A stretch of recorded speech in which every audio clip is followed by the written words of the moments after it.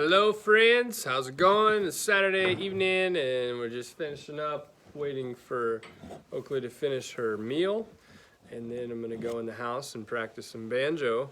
But before I did, I wanted to bring tonight's message. I was planting my garden today, my two daughters and I, and oh my word, she's peeing in my video. I'm embarrassed. It's steaming, can you see that? Anyway, sorry. So back when I used to teach school, I taught music, and I had this class of kids that were like smoking hot players. And I met with them second hour. It was like 9 o'clock-ish, and then they switched their schedule, and they came to me after lunch when the schedule change happened. And these kids came in, and like the second day I had them, I was super frustrated because like they were zombies. They came in, and they were like, just sort of anxious, agitated, like their moods were off.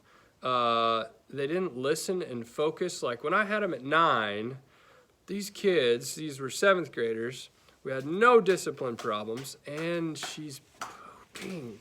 Come on. No discipline problems. Sorry. And they were just, in terms of the benchmarks of things I could set for this age level of kids, these guys were knocking it out of the park. Well, anyway, I was super frustrated after like the second week I had these kids, and one day I just, I followed them to lunch before they came to my room, and I was standing there in the lunchroom watching these kids eat, and on my own journey, I was working on picking up my own physical physique. I was working out again, and I had just done P90X, Beachbody thing, P90X3 thing. Did it all the way through, all 90 days, never missed a day, and I lost 2 pounds.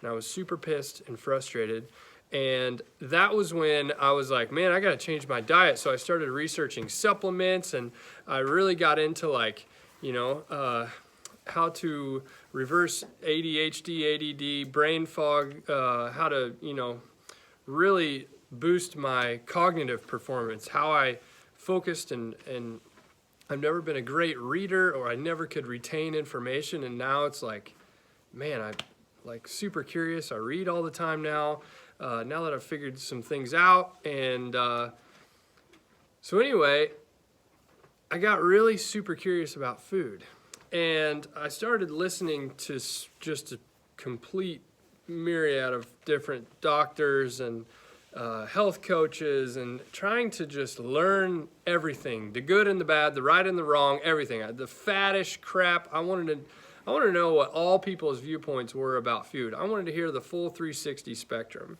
You know, I'll listen to a vegetarian, I'll listen to somebody who's carnivore, I'll listen to, you know, somebody who's Atkins or Mediterranean or all this stuff, and like hear their train of thought, and, you know, figure out why they think like that, why they think that eating like that is the best idea.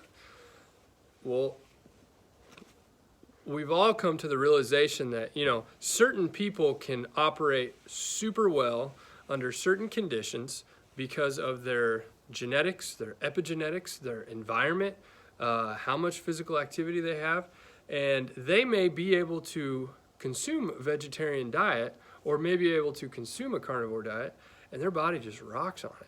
And then you try that, and you feel like not good.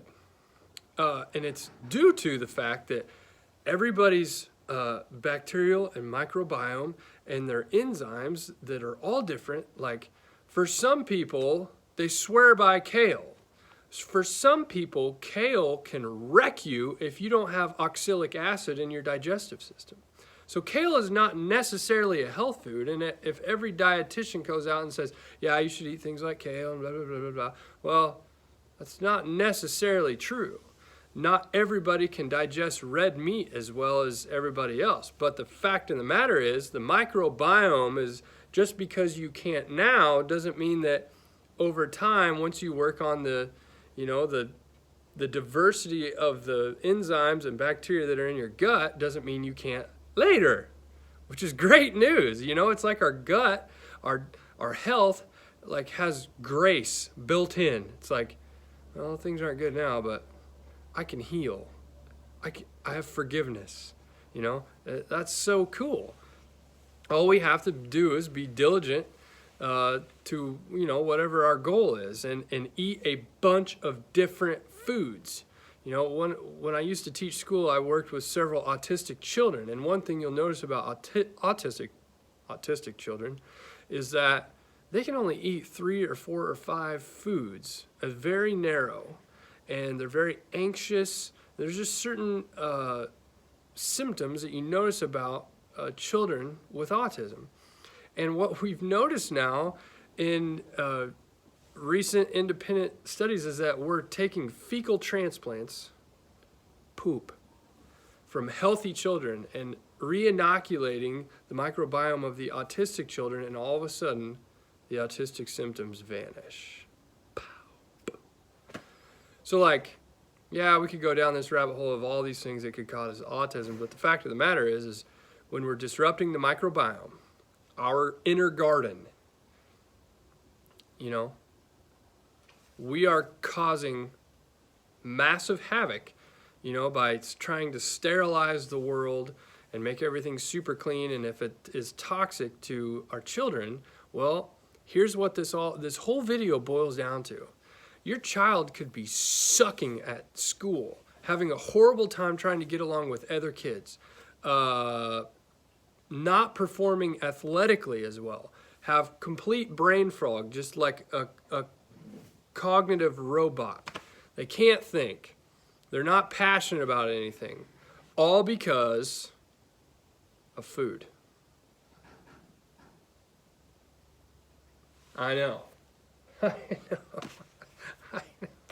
So, I'm going to post a video below of 2 of the biggest game changers in functional medicine, Dr. Peter Attia and Dr. Mark Hyman.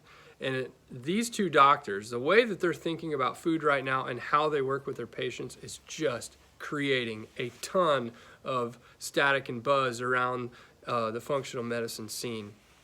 And for me, being a former school teacher, I, for one, have changed my passion from music, because I love music and I love kids and I love to help people. But I from that day when I noticed those kids eating, noticed that no matter how hard I tried, there was nothing I could do to work with a kid that was fogged, you know, just, they weren't passionate, they were just robot zombies. And so many kids today, we're looking at 40% of kids that are fighting a chronic disease. We're getting ready to have to fund that. We're going to go broke, folks. Our health crisis is going to bankrupt us unless we all start becoming aware and making changes on our own. But eventually we all have to go, oh, we're in trouble.